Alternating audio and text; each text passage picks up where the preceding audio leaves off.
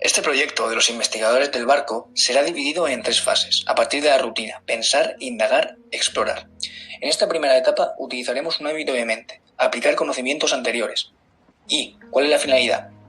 La finalidad es identificar ideales propios de ambas enfermedades, tanto como el coronavirus y del ébola. Nosotros sabemos que el ébola es un virus originario de África, llegó a ser una epidemia y sabíamos también algunos síntomas como podían ser la fiebre hemorrágica. Por otro lado, los coronavirus son una familia de virus que afectan tanto como animales a humanos. En estos últimos causando infecciones respiratorias que abarcan una virulencia muy amplia. El que se ha descubierto más recientemente causa la enfermedad por coronavirus COVID-19, identificado por primera vez en la provincia de Hubei.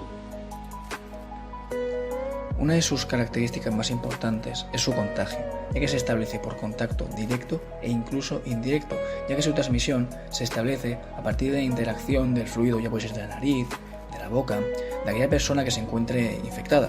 Así, la infección se instalará en el organismo previamente sano a través de sus cavidades faciales. Pero esta transmisión o este contagio no se establece a través de las vías respiratorias, ya que las partículas infectadas deben de situarse sobre una superficie. Un ejemplo muy claro sería la importancia de lavarse las manos constantemente y no llevárselas, por ejemplo, a los ojos para evitar estas vías de entrada para esos microorganismos infecciosos. Los síntomas más comunes del COVID-19 o coronavirus son fiebre, cansancio y tos seca. En esta segunda etapa queremos indagar en datos y estadísticas de ambas enfermedades. Para ello, utilizaremos el hábito de mente de plantear cuestiones y problemas, y la llave del pensamiento punto de vista, para conocer los aspectos numéricos más devastadores de las dos catástrofes a nivel internacional. En 2014 surgió el mayor brote de la historia de esta cepa, y también el mayor brote de ébola hasta entonces, afectando inicialmente a Guinea-Conakry, y expandiéndose posteriormente a Sierra Leona, Liberia y Nigeria. El 8 de agosto de 2014, la OMS decretó la situación como emergencia pública sanitaria internacional y recomendó medidas para detener su transmisión, en medio de la expectante preocupación mundial ante el riesgo de pandemia global. Entre ellas, pedía a los países donde se había detectado infectados que declarasen una emergencia social. Esta es una gráfica que recoge el número de contagiados que han habido en los principales países afectados por el coronavirus. Un aspecto a conocer de ambas enfermedades es la tasa de mortalidad. En primer lugar, el coronavirus se acerca a un 7% de las muertes. Sin embargo, el ébola contiene un mayor grado de virulencia, si lo identificamos de una manera, llegando a un 54% de muertes. Por último, llegamos a la tercera etapa de la rutina: explorar. Además de nuestros conocimientos que hayamos podido identificar y datos de estos dos virus, queremos realizar una comparativa sobre aspectos mucho más profundos, como por ejemplo refiriéndonos a su estructura genética, su origen, a qué familia y género pertenecen, cómo se transmiten, qué síntomas genera cada uno. ¿Tendrán algún tipo de incubación parecida o será totalmente diferente? Y sobre todo, la existencia de algún test que pueda llegar a identificar estas dos enfermedades. La familia del COVID-19 es Coronaviridae y el género es alfa coronavirus, beta coronavirus, gamma coronavirus y delta coronavirus. Y la familia del ébola es Fluoviridae y el género es ebolavirus. Naturalmente, los coronavirus son virus esféricos, de 100 a 160 nm de diámetro, con una envuelta de bicapa lipídica y que contienen ARN monocatenario de polaridad positiva. El genoma del virus, SARS-CoV-2, codifica 4 proteínas estructurales: la proteína S, la E, la M y la N. En el caso del ébola, el material genético de este virión, es decir, un agente vírico que pasa de un estado pasivo extracelular a un estado activo intracelular, está constituido por una cadena de ARN monocatenario en sentido negativo y de forma continua. Produce mensajeros monocistrónicos. ¿Y esto qué quiere decir? Que solo podrán codificar una cadena polipeptídica. El gen glucoproteico llega a codificar proteínas de transmembrana que se encuentran muy glucosiladas y antigénicamente son características para cada virus. Otras proteínas de este virión incluyen polimerasas, proteínas nucleocápsides, proteínas de matriz o de menor tamaño. Pero una peculiaridad del virus es que también codifica una especie de glucoproteína que se encuentra en forma soluble. Ambos virus son de origen animal. En el caso del ébola proviene del colobus rojo, es una especie de mono bastante común en África. Y en el caso del coronavirus proviene, o se cree que proviene, del murciélago. Para empezar, el virus anula las funciones de ciertas barreras defensivas, conocidas como células dendríticas, cuya función principal es alentar al sistema inmune de que existe una amenaza. Sus otros objetivos son los monocitos y los macrófagos, unos tipos de glóbulos blancos, como ya hemos estudiado, de la sangre, con función de absorber y eliminar organismos externos.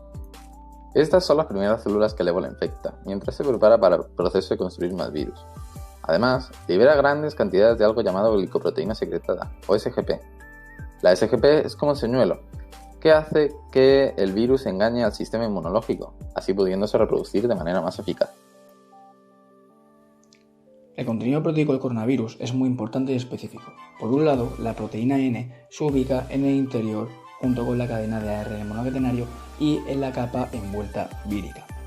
Por otro lado, la proteína S se ubicará sobre esta capa, pero exponiendo sus propias estructuras, actuando como un receptor para la absorción de la membrana de la célula huésped, realizando así tanto como la fusión de la membrana vírica y de la membrana plasmática de esta célula, iniciando así un ciclo lítico, inyectando ese genoma viral para dar lugar al crecimiento de sus proteínas víricas, el ensamblaje y maduración de este contenido y por tanto la liberación de unos nuevos microorganismos infecciosos o parásitos celulares. Los síntomas del COVID-19 o coronavirus suelen ser leves y aparecen de forma gradual, mientras que los síntomas del ébola son fiebre, escalofríos, dolor muscular, fatiga, erupción cutánea y cuando ya la enfermedad se vuelve más grave aparecen otros síntomas que pueden acabar con la vida del paciente, como son la fiebre hemorrágica. El periodo de incubación es el tiempo que transcurre entre la infección por el virus y la aparición de los síntomas de la enfermedad. Los periodos de incubación entre estos dos virus son muy dispares, puesto que el del ébola puede variar de entre 2 a 21 días, mientras que el del coronavirus oscila entre 1 a 14 días. Por parte del ébola, el virus se transmite por el contacto directo, a través de una piel agrietada, abierta, incluso por la membrana de las mucosas, sangre, líquidos corporales como la orina, heces, saliva, vómitos o incluso semen de una persona con esta enfermedad, o cualquier tipo de objeto como agujas que hayan sido contaminadas, ¿no?, por este tipo de virus. El ébola no se transmite a través del aire, del agua o incluso a través de los alimentos. Sin embargo, algo a destacar, en África este virus se puede propagar al manipular carne de animales salvajes o por el contacto con murciélagos infectados. La transmisión del coronavirus puede ser directa, es decir, de persona a persona. Esta transmisión se puede dar cuando una persona contagiada por coronavirus entra en contacto con otra persona que no está contagiada. Y la otra transmisión es indirecta, es decir, cuando una persona que no está contagiada por coronavirus entra en contacto con un objeto que sí que está presente dicho virus y posteriormente la persona se toca en la boca o los ojos, quedándose así contagiada. Los métodos de diagnóstico detallados a continuación sirven para confirmar que los síntomas son causados por la infección del virus del ébola. La ELISA, la prueba de detección de antígenos, la prueba de seroneutralización, la RT-PCR, la microscopía electrónica y el aislamiento del virus mediante cultivo. Las pruebas actualmente recomendadas por la OMS son las pruebas de ácidos nucleicos o PAN y las pruebas rápidas de detección de antígenos.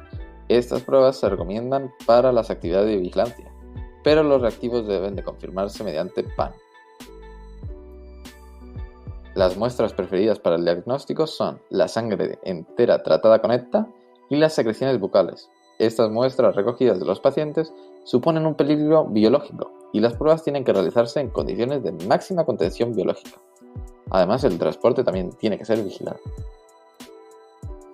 En el caso del coronavirus podemos encontrar distintos tipos de test. Las pruebas rápidas no pueden identificar las moléculas de ARN, pero sí que pueden identificar anticuerpos que se han producido contra esta infección, ya puede ser un paciente que está o ha estado infectado, o incluso se pueden identificar bien por proteínas víricas que se presentan en muestras respiratorias. Otro método o otro tipo de test es la PCR, o conocido como reacción en cadena de polimerasa, que sí que nos permite identificar y ampliar el fragmento del material genético, en este caso del coronavirus, el ARN. Puede caber la posibilidad de que la PCR no detecte el material genético, por tanto, cuando existe una sospecha clínica, es importante realizar otro tipo de prueba para que el paciente se demuestre que no está infectado. Así, este tipo de método, la PCR, detecta el coronavirus con una alta especificidad y con mucha sensibilidad.